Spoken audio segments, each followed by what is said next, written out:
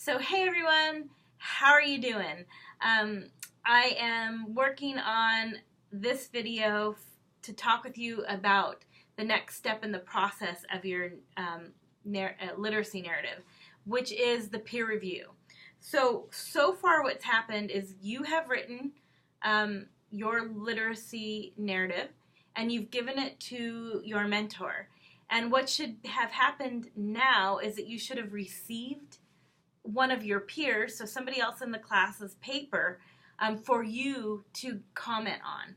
So I want to talk a little bit about the peer review process and some of the pitfalls and some of the things that work and some of the things that don't, and then where we're going from here. So peer reviews, right? I'm sure you've done them. I mean, we've all done them, and sometimes I think they're wildly successful, and other times I think they fall flat.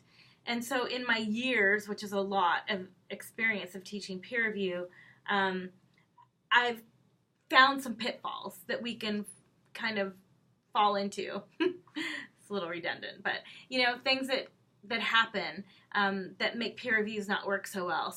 And some things that actually make peer reviews work really well. So I'm going to talk about that for a little bit as you think about commenting on your peer's paper. So peer reviews that don't work well usually go something like this. Oh my God, your paper was so good. I just loved it. Yay, you. Yeah. Can't do anything with that, right? If you've ever received this peer review, although flattering, not extremely useful, right? So you get that and you're like, oh yeah, I'm so glad it's great. And then you turn it into your teacher and then they're like, yeah, you should have changed this, and this. And you're like, well, nobody ever gave me that feedback. So it's really important when you're giving feedback to a peer that you think about how you would want feedback, right? What would be helpful to you if it was your essay? And in my experience, feedback that works is very text specific, right? So what I mean by that is that feedback that works is looking at a specific area of the text and is commenting on that area specifically. Like, hey, this sentence here, I'm unclear how it's connecting with this previous idea of Amy Tan. So something that's really text specific, or, oh, I really do like this idea about the Englishes and Tan. I'd like you to expand by, and maybe giving them some options, right? Or I'd like to hear more about this specific area. So I'm asking you to think about big ideas and really content, not necessarily form, and helping that writer to think about how to expand or clarify areas. Your job is not to be the grammar Nazi. So you are not the grammar police, and really, I've heard it a million times where, and you're not the form police either, right? So we haven't really asked you to do a lot with MLA or APA, but we've asked you to do little things like a specific font and double spacing, but it's not your job to go in and correct the paper. Many times I have this comment from students who say, well, I don't want to change anything because I don't trust them. And unfortunately, most of the time, whatever a peer says to their peer, I probably would have said the same thing. I mean, very rarely do I come across situations where I'm like, yeah, you should have totally disregarded that. Not usual. It's usually the other case scenario. But again, I'm not asking you to do editing. So it's not your job.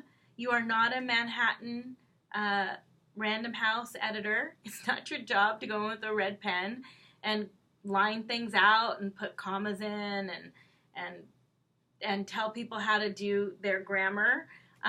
If you see a grammatical choice or a writing style, like if you're seeing a lot of sentences that are fragmented and it's making it uncomfortable as a reader, or it's making it unclear as a reader, that could be something you would comment on. But you're not supposed to go in with a red pen and kind of edit this. I think that a lot of times people think revising and peer reviewing is about editing, and they're really two entirely different things. So the example I always give is the idea of a car. So if you have to put new tires on a car, it would be absolutely ridiculous to armor all them and shine the rims before you actually put the tires on, right? It's once the tires are on, then you go back and you detail the car. And I think we do that a lot with writing. So we try to like edit when we're still in revision mode. And I'm asking you to think about content and ideas and the big picture. And once you get through all the big picture stuff, that's when you go in and you do editing. So as a peer reviewer, that's not your job.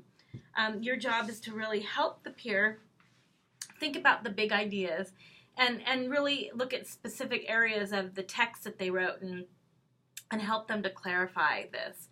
Peer reviews that are done in this way, I think, are fabulous. I had a friend who I love dearly who's departed from this earth, but we went through grad school together, and he was my reviewer, right? And he would send me something and say, "Hey, Cal, can you go through this and look?" And I'd look through it, and I'd send him something. I'd say, "Hey, Connor, can you look at this paper and can you help me? I'm really struggling with this area." And he'd go, "Yeah, I think maybe you should move these ideas around, or maybe start with this idea first." And it was really great. And we spent years and years of just editing each other's work. And it's really a fabulous thing when you get somebody who can help you to clarify what you're trying to say as a writer. So do your best to help your peer and help them to really clarify their writing and think through the ideas that they've put down. I mean, I think you'll love it if you get a really good peer review. They're so helpful, and I'm hoping that this happens for you. So, okay, let's talk about the steps one more time. So today you've received a paper that's somebody else's, and you are going to give the peer critique by 4 p.m., right? So today is Friday, August 9th, and the critique is due by 4, all right? And then when you get done, you're going to send it back to your mentor, and they're going to be able to give it back to your peer. And then tomorrow, what you'll get to do, or Monday actually, you'll have the opportunity to revise your paper, and we'll talk about that a little bit more. Okay, I'm wishing you good luck with this peer review. I know you'll do a great job, and I'll talk with you soon.